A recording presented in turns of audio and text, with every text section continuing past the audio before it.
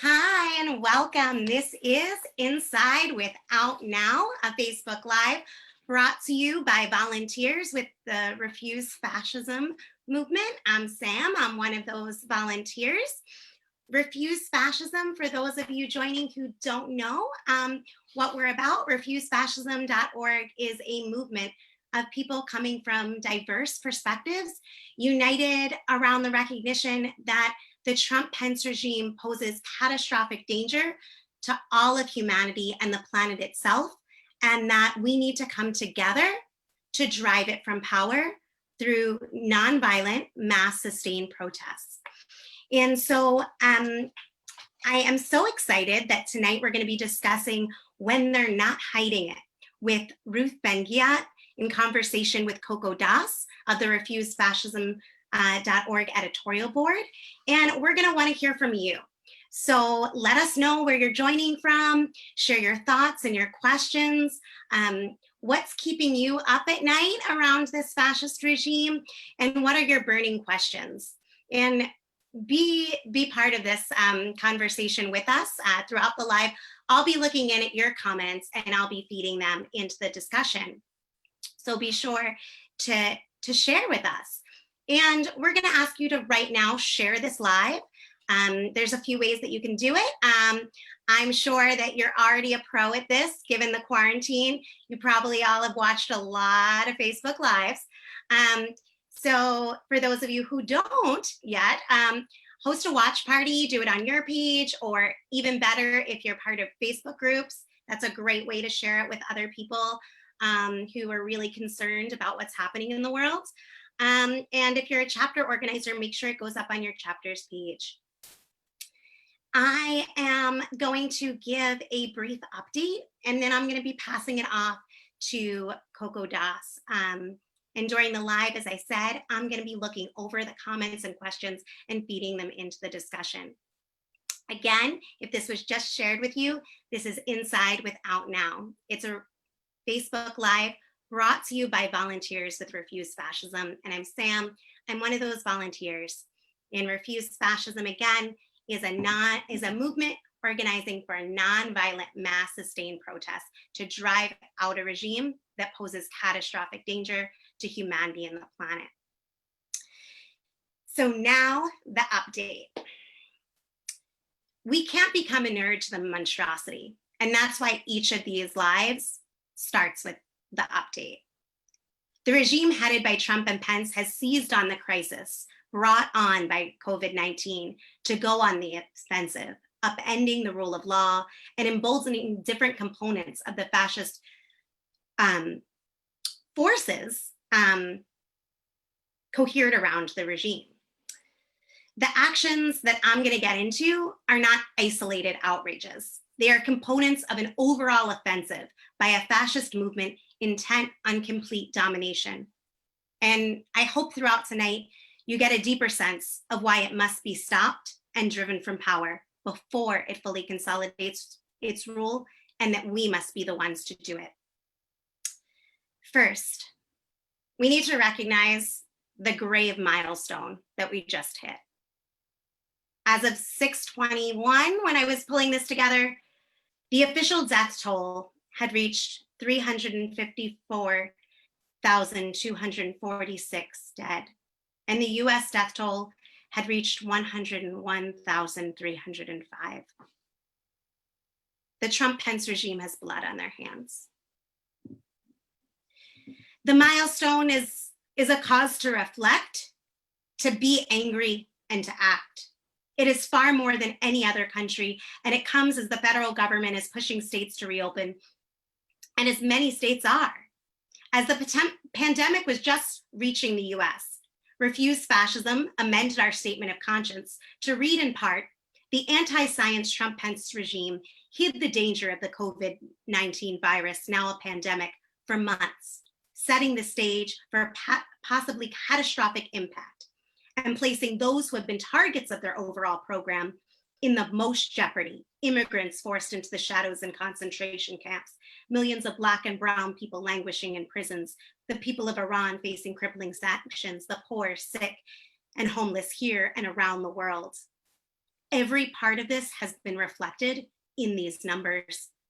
And if this regime is allowed to stay in power, this will only get much worse.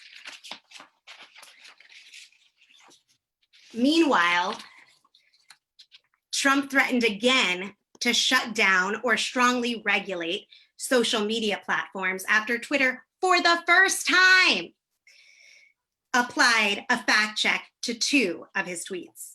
As CNN wrote, the threat is Trump's clearest expression of intent to use the power of government to target social media platforms. These aren't simply deranged tweets coming from Trump.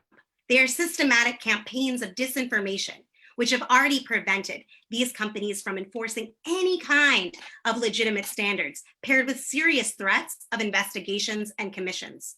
The net effect is rolling out the red carpet for any and all media that reinforces the fascists in power, and self-censorship for those who might find themselves criticized for curtailing the president's self-proclaimed freedom of speech. To those who say fascism can't happen here, I beg you, wake the heck up. The armed police in this country aligned with white supremacists in Michigan and stood aside and then violently suppressed, shut down Black people standing up for justice. The Minneapolis Police Department used tear gas, flashbang devices, and rubber bullets to brutally disperse righteous protests in Minneapolis, where people came out demanding justice for George Floyd, who was callously murdered by 4 cops in broad daylight. It just seeing it and people rightly comparing the hypocrisy between how the protesters, the reopened protesters were treated and the way that those fighting for justice so righteously were treated. It made me remember even more clearly when Trump told cops to stop being so nice in Chicago in 2018. These alone would be reason to say enough is enough. And as you'll get into tonight, there's a lot more than that at stake and on the line. So for everyone tuning in, welcome. This is Inside with Out Now, a Facebook Live brought to you by volunteers with Refuse Fascism. And we're so glad that you're with us, and we hope that you'll share with us your thoughts and comments throughout the program.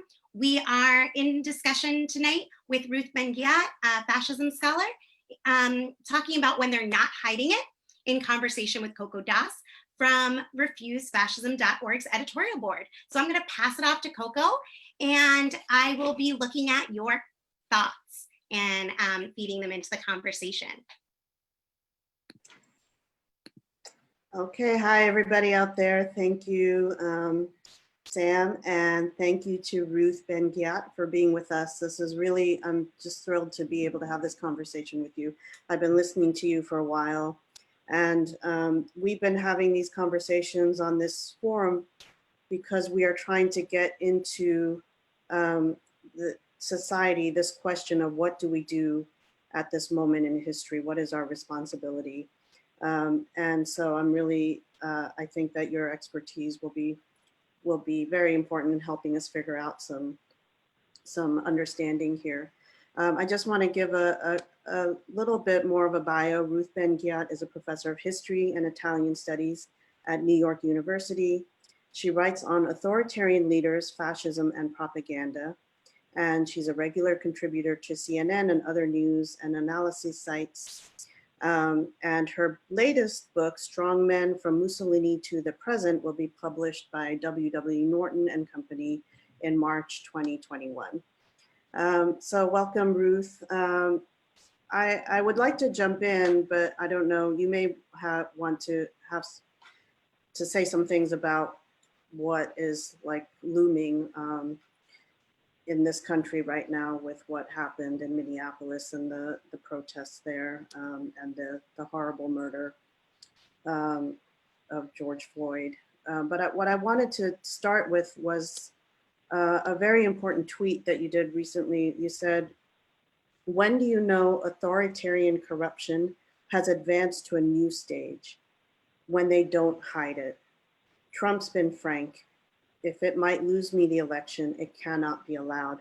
And I think that there's a lot wrapped into that tweet. I was wondering if you could explain this a little bit more to the audience. What does it mean to get to this new stage? How is it enabled and facilitated? And what does it mean for people's lives? Can you bring it down to like a concrete level? So if you could talk about this advancing to a new stage. Yeah, in a funny way, it's sometimes of course there's a new stage coming, and as the election looms, there's an increase of certain rhetoric to delegitimize elections. But I also feel like I'm on a kind of treadmill, because just today I was looking over some old pieces and found a piece I did in October 2016 before the election about the dangers of Trump trying to delegitimize elections. So that was 4 years ago. And one of the things that is particular to him, but very typical of all authoritarian leaders, is that sadly, they often tell us what they're going to do. They use threat. And nothing they say is by chance. I mean, Trump is an impulsive guy, but it's all calculated and calibrated. So they threaten because some people will back off and some people will be scared. But they also let us know the worst case scenarios because they put them out there. So when they're not hiding it he's never hid it. Like in January 2016, he talked about shooting someone on Fifth Avenue. And that for me, when he still got the nomination, it was over. Actually, that's one of the landmark moments. I remember where I was when I read that, because with my background in fascism and studying political violence, I thought, and that pertains to getting away with it, because what he was saying was he not only is capable of violence, but he believes he's above the law. Mm-hmm. So that pertains to our theme when they think they're above it, when they're not hiding it. So he's been like that from the start, in some way. I mean, I think this point about them announcing where they're going. I remember there was a meme, like I think that Refuse Fascism put out very early on that said, you can't wait and see with fascists. They always tell you what they're going to do. And by the time you're done waiting and seeing, it could be too late. And I wanted to talk a little bit about this constant process of normalization. And there was something else that you just mentioned and that you've said before, is that that these leaders will associate themselves with violence and proximity to violence. And why do they do that? What's the role that's playing? And why do people wait, I guess? Why are people waiting this out? Yeah, so to go with the latter question first, there's a huge amount of human denial.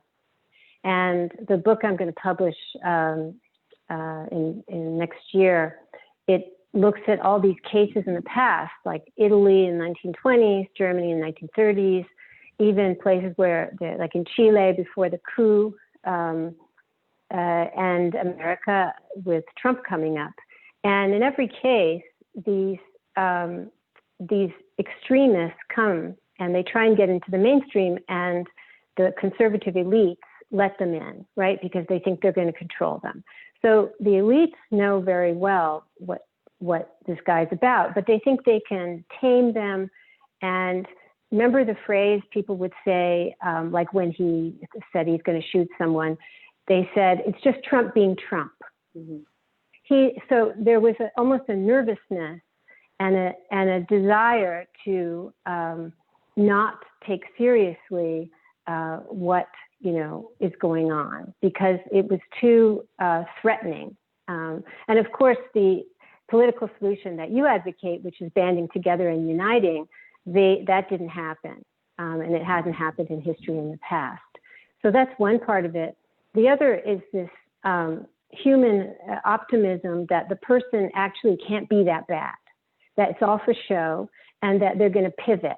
So in our case, the delusion of the Trump pivot, that as soon as he got into office, he was going to become normal. He was going to become a normal politician and settle down. And that was said of Mussolini, that was said of Hitler, and a lot of other authoritarians. So we're repeating history, and part of it is like human nature. People, your readership and your organization is not in denial, but a whole lot of people are. And I find, being somebody who started saying very dire things really early, like 2015, I started writing about Trump, people just couldn't hear it. They couldn't process it. I mean, I think this is one of who we are speaking to are all those millions of people who actually really hate what's going on, but are, sitting back. And I think we've, one thing that I would like to say about us in this moment in time is that we can't say we don't know, right? There are people like you who have been sounding the alarm for a long time, and there's exposure of what's happening to immigrants. There are tens of thousands of immigrants in concentration camps, and Trump, and they're not hiding what they're doing. So I've heard you sometimes refer to this as authoritarian corruption or authoritarianism, and we're called Refuse Fascism, and I've heard you say fascism. Is there a difference? What do you see? Is there a reason that I'm assuming they're not interchangeable terms, but can you talk a little bit about that? Yeah, that's a great question. So often I have said that I don't want to call Trump a fascist. And I believe, and my book will show, I mean, these methods, the methods that Mussolini used, it's actually called, like I call it, the authoritarian playbook. They used corruption, they used toxic masculinity, they used violence, they used propaganda. So the same tools are being used in different ways by all these guys up to Trump. So he's using fascistic methods. The only reason I don't call him a fascist is because in the public eye, and I often writing for CNN, and especially I'm writing for a grand public. And people have an idea that if they don't see black shirts and brown shirts, and they don't see kind of a coup taking place, then they're not going to take it seriously. They say, well, we still have free press. You this, leftist liberal, you're able to talk. So what kind of fascism must there be? And that's the only reason I don't, I leave the word fascism for those regimes of the early 20th century that were one-party states, no opposition, right? They committed genocide, both at home and the colonies. It's definitely with a dictator, no political opposition, no opposition press. So I call authoritarianism something broader. It can have many forms, and in the 21st century, many authoritarian regimes allow elections. They manipulate elections. We can get back to what Trump's going to do. What Trump is trying to do to discredit elections, and he's trying to use them to keep himself in power, is what Orban does in Hungary, what Erdogan does in Turkey. It's the new way to be. So it's not exactly the old fascism, although they use the methods. So I just want to make that clear. I think that Trump, there's many fascist things about Trump, but as a historian, speaking to the grand public, I don't say, oh, hi, it's fascism, because then people say, well, no, it's not, you're speaking. And then it kind of discredits it in their mind. So it's a tactical as well as historical reason that I don't use the term. Well, it's helpful to hear you explain that. I would like to read a little bit from our website on what we have, how we answer that question, what is fascism? That fascism has direction and momentum. Fascism is not just a gross combination of horrific reactionary policies. It is a qualitative change in how society is governed. What is crucial to understand is that once in power, fascism essentially eliminates traditional democratic rights.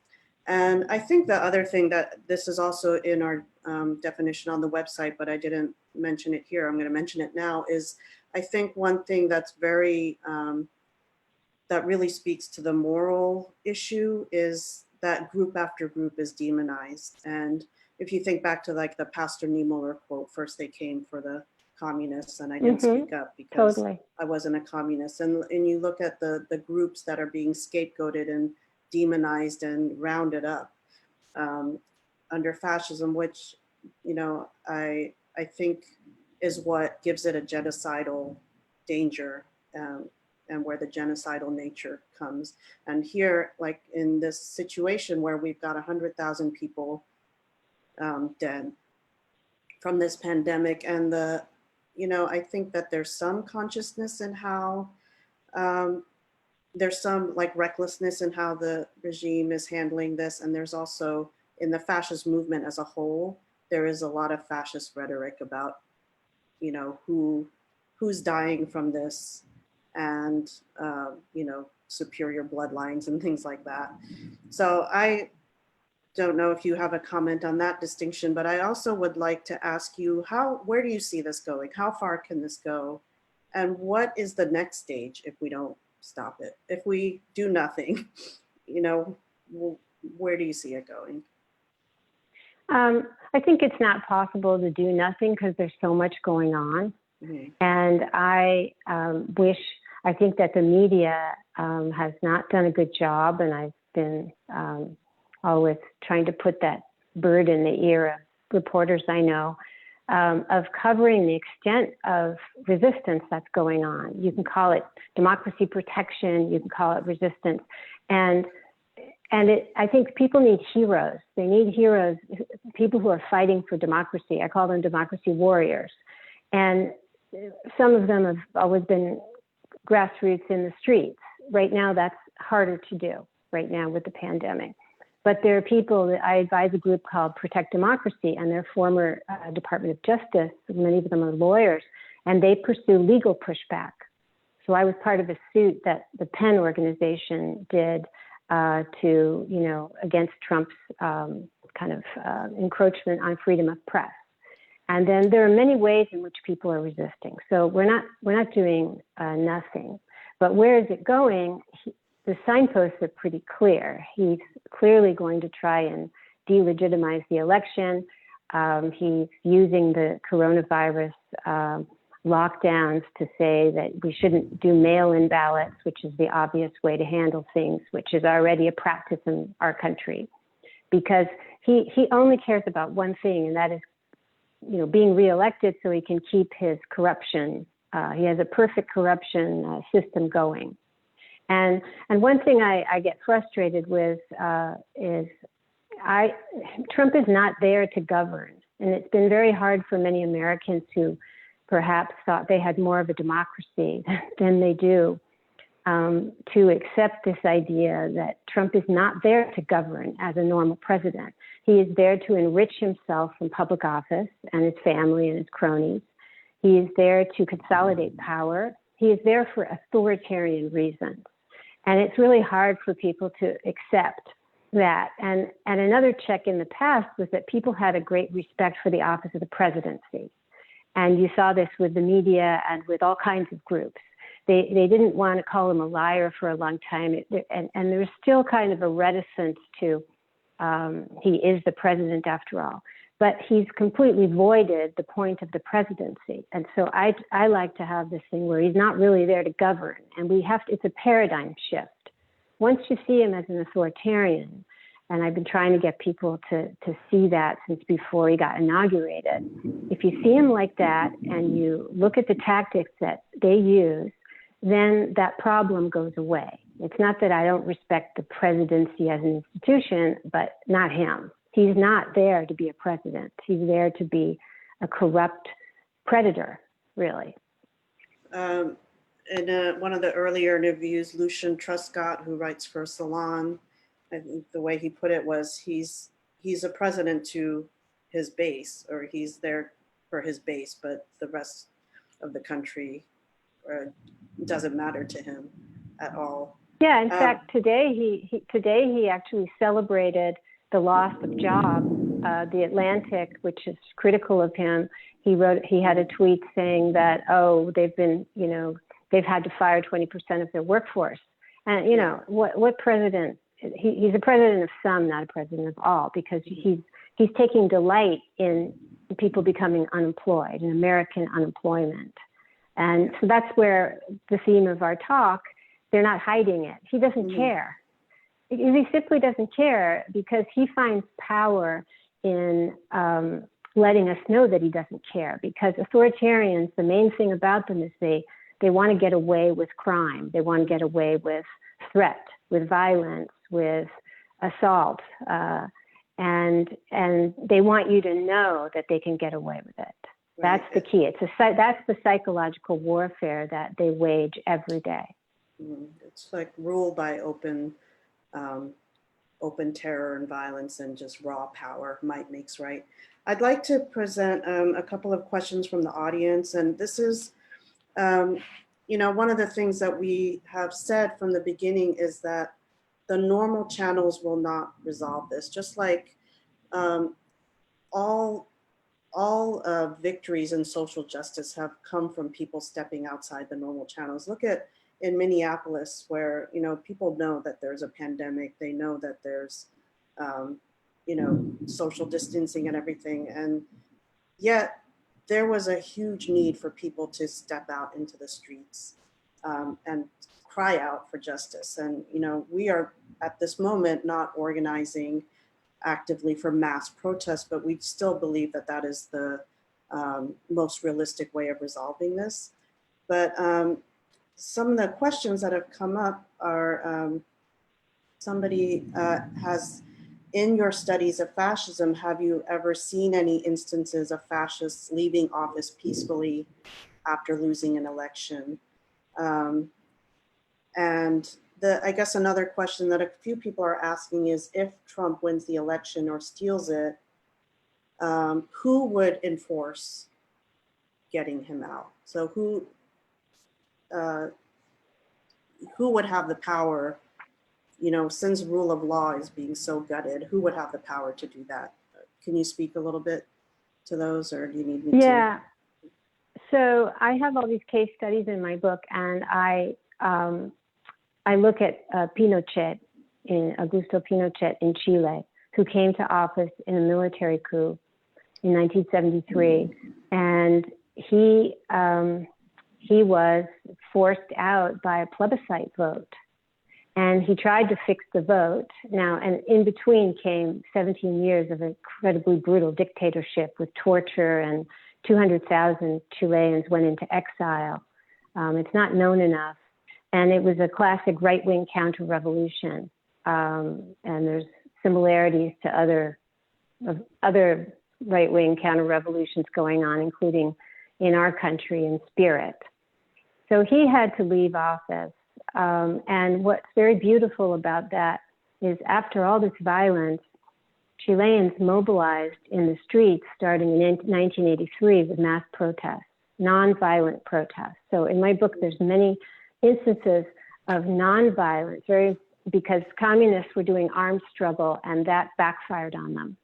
They had militias fighting the fascist militias. And nonviolent protests on a truly mass scale, and unity between all these different forces, all the Christian Democrats and the centrists and the socialists, they all came together. And so this unity is really, really important in history for defeating right-wing authoritarians. That's one of the only examples. The other people who have to leave, they get forced into exile. And often there's a militia leader, and then there's like a civil war. So Chile is an example of, they transitioned to democracy without violence. And he hung around. They were trying to put him in jail for all of his crimes. He never went to jail, but he did leave. I think that's a really important example. And I do want to urge everybody, if you have not read the Refuse Fascism Statement of Conscience Call to Act, that's up on the website right now. that we are calling for sustained mass nonviolent protest that raises the demand Trump Pence must go, that actually demands that the fascist regime be removed from power. And short of a mass movement from below, if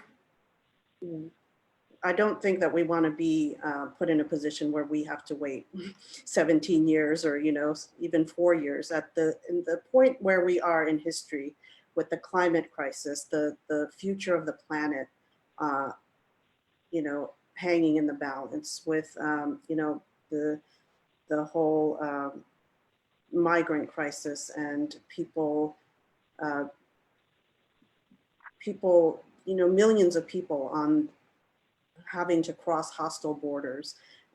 This is a nuclear age, and we have a fascist regime with its finger on the nuclear button in the most powerful country in the world. I mean, the stakes are much higher now. So, you know, we feel that we need to accelerate this process of organizing for sustained mass protest and uniting behind that.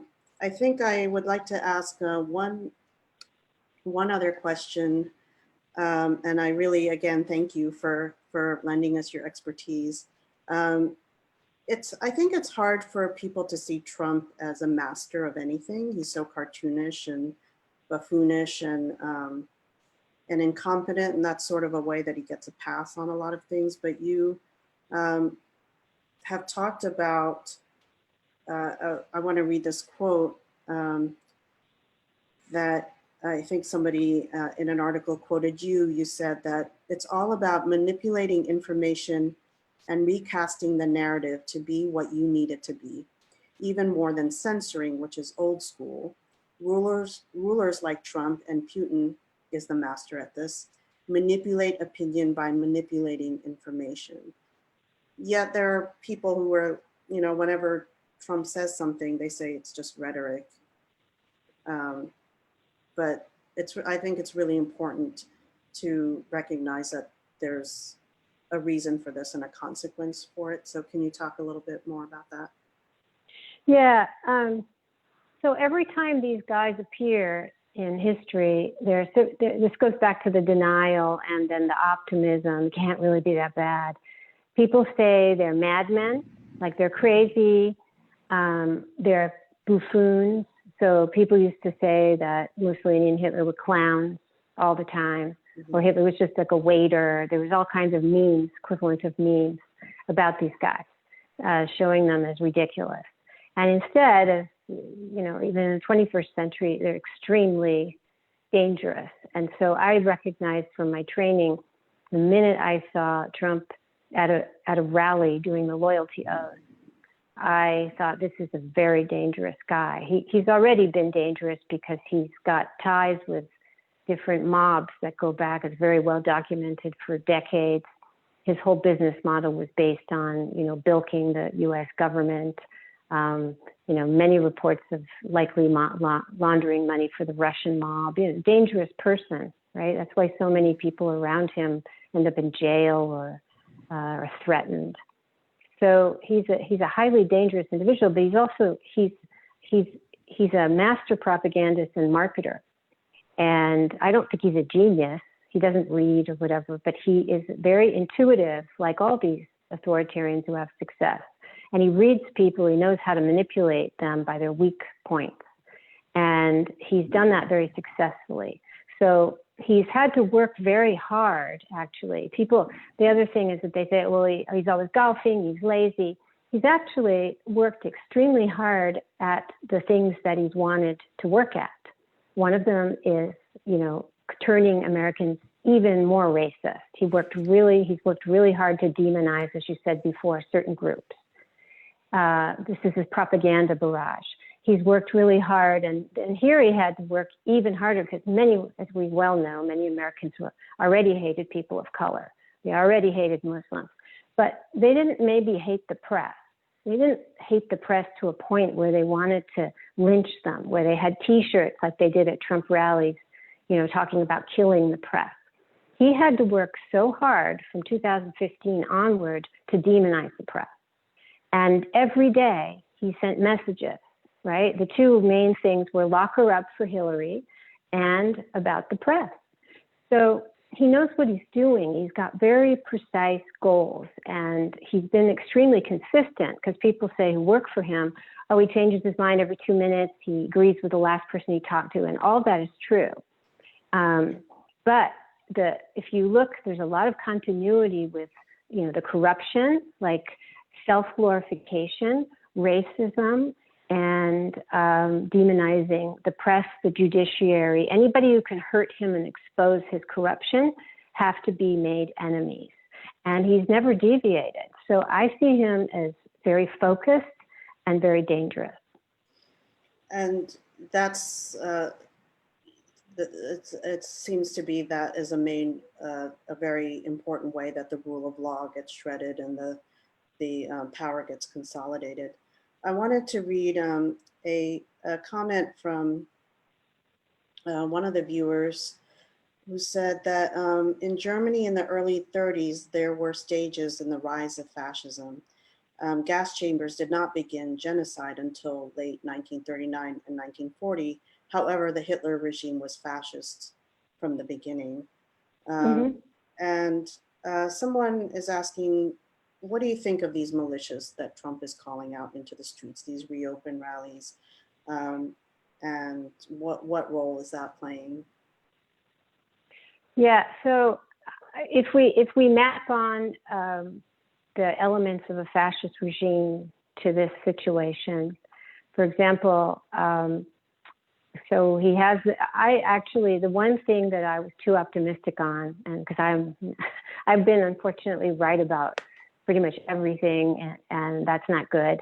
But there were so many retired generals speaking out about Trump, like people with vast experience. I thought that the military might not be as domesticated as they became. But very early on, I realized that wasn't true. So he's got the military. You need a paramilitary in a way, the black shirts, the brown shirts, and that's ICE and Customs and Border Control, but especially ICE in the cities.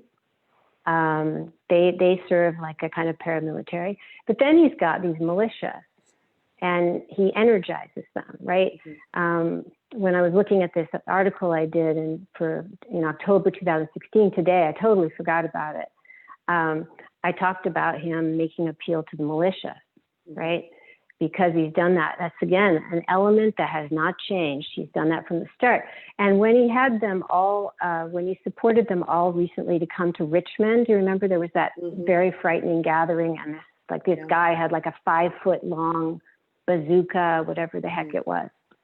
This was a performance with the election in mind, because one story that has been forgotten a bit is that during 2016, a lot of Hillary headquarters had like armed guys who were kind of threatening. They would be in the parking lot with their guns showing around the nation. So this was intimidation. And so he wanted to show that he can call upon them if he needs to. And this is the same discourse as this kind of, there'll be a civil war, and there's a lot of armed threat going on, right? They need to show up and show their guns. And this is to also the police, the military, and the bikers for Trump on my side, and And this is also to intimidate people from. We'll see what happens, because with the pandemic, but this is another reason he doesn't want people to vote from home, because if you're not out, you can't have guys staring at you with AK-47s in their hands. You're safe. And you vote your conscience and safety, and that he doesn't want. So they're a kind of, so he's got the U.S. government paramilitary equivalent, and then he's got these people, and so they're in there, they're in the equation, and I really see it for your audience. Some people I wouldn't say this to, because they don't know how to compute it, or they just get too freaked out.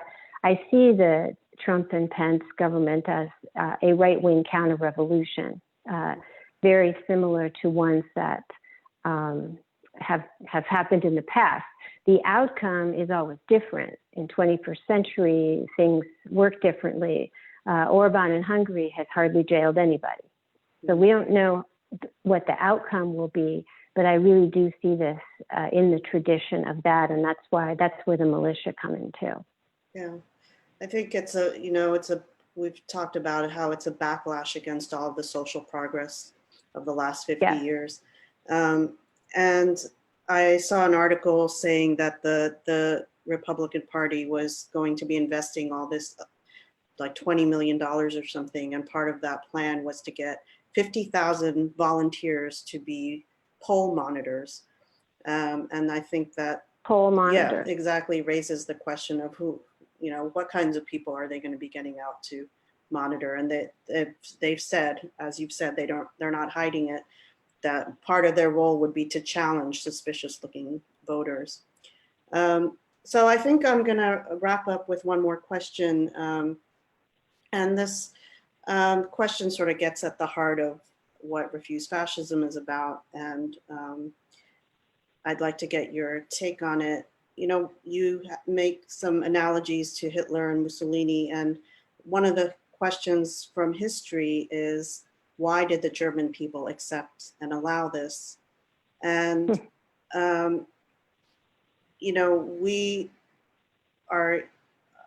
we pose this question to people, and one of our other writers poses it very sharply. What you allow is not just what you condone, it's what you become. And I'd like to get your kind of take on, how do you think history will look at us up to this moment? And how can we get this question more broadly into society of what our responsibility is? Because I get frustrated a lot hearing the media and interviews, and even a very concerned podcasters where they talk about, okay, this is what the Democrats should do, this is what the media should do, but they always seem to stop at the question, what should we do? What is our role together? So I'd like you to comment on that, and then I'd like to read just one part from our statement of conscience. So. Yeah, I'm really glad that you're putting the accent on what can we do, because that's how society changes. And you mentioned normalization before, and normalization is when we are kind of swept along by moral and other conformism, sometimes out of fear, but we don't have people bashing our heads in the streets to the extent of other regimes in the past. We have huge police brutality, and that's pointed, and that's got an aim, a political aim in mind. But what's been sad for me is all the conformism, and I don't just mean all the GOP politicians who won't speak out, where there aren't, for example, for a lot of middle-class white people who don't like what's going on, they're not going to have as many consequences for speaking out, and yet they don't do it. There's a lot of I don't know if it's fear, it's just a feeling that this is where it gets back to, well, we still have rights, we still have, why are you saying this is fascist? So they feel like they don't need to do anything about it yet. You said before about waiting. And then other people are afraid. You do, when you speak out, you know this. I had to have a guard for some months. If you're early speaking out, you come to people's attention. And some people don't want to deal with that. But it's very important, because at a mass level, when societies drift into authoritarianism, it takes the mass of people to go along with it. And what happens is, the way corruption works is that you are you're presented with a series of choices that make your life easier or harder. And the most diabolical regimes reward you for doing the wrong thing and make your life impossible if you do the right thing. Think of all the civil servants who've been dismissed or have had hostile workplaces, they've been the ones to live a lot of this, actually. Bureaucracy seems like a super boring subject, but it's actually where things have been happening. It's in a shocking way. The whole bureaucracy's been redone to let ideologues and zealots come in because that helps the culture change.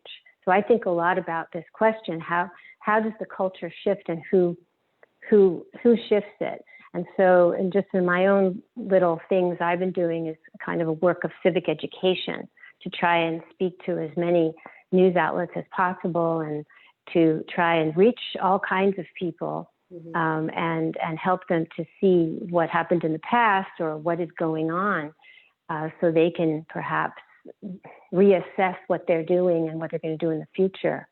Yeah. And I think when the people can see more and more people standing up and, shedding their fear, or, overcoming their fear and acting out of their conscience, then it can bring more people in. We're sort of in a struggle to repolarize people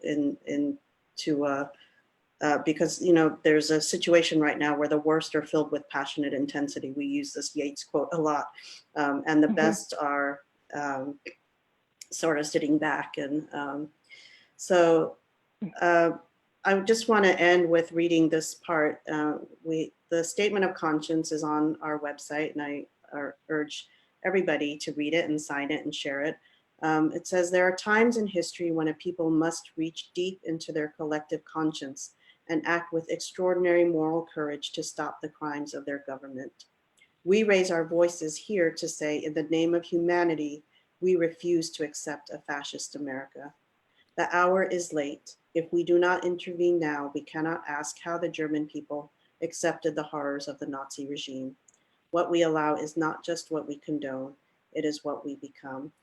But I want to thank you, Ruth, for being here and talking with us. I hope we can continue our conversation because there's a lot more to talk about. And I'm going to hand it back to Sam. Okay, thank you. Thanks so much again, Ruth, for participating in this exchange. It's really important for everyone else watching. If you appreciate these lives, if you find them interesting, if you get something meaningful out to go and talk to your friends and family about, we're calling on all of you to pitch in tonight to give a $5 donation so that we can promote and pay for these and get these streaming on multiple platforms at once.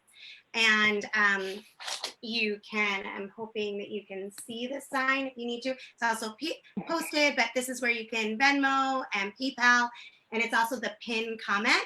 So throw in $5 so that we can get these out much broader in society. People, we need to, with a lot of love, we need to struggle with people about what it is we're confronting. And even those words that may get a knee-jerk reaction, struggling with people anyway, to do what's in the interest of humanity and the planet and come together and drive this regime from power. So I hope that everyone can do that. If all the people watching were on, we, would be able to do a lot of advertising, and there's really significant and important lives coming up. I want to let people know about two of them. One is this Friday at 8 p.m. We hope people will join us. We're going to be getting into racism is American as apple pie, but Trump is unleashing open white supremacy, backing police to be even more brutal. We're going to get into that on Friday. And on Wednesday at 8 p.m., we're going to be joined by the author of How Fascism Works, Jason Stanley. So Monday, Wednesday, Friday, continue to join us here on Inside Without Now, and 8 p.m. Eastern time. And we'll see you then. And again, if you have not yet added your name to the Statement of Conscience, please do so as soon as you get off this live. Go to refusefascism.org, read it, discuss it, spread it. Let's work together to make that a poll in which millions are acting on and around. And I want to thank everyone and say how we usually close out Inside Without Now. We need to stay safe, not silent. Trump, Pence, out now. Bye, Thank you Ruth. again. Thank you. Take Bye, care. Sam. Bye.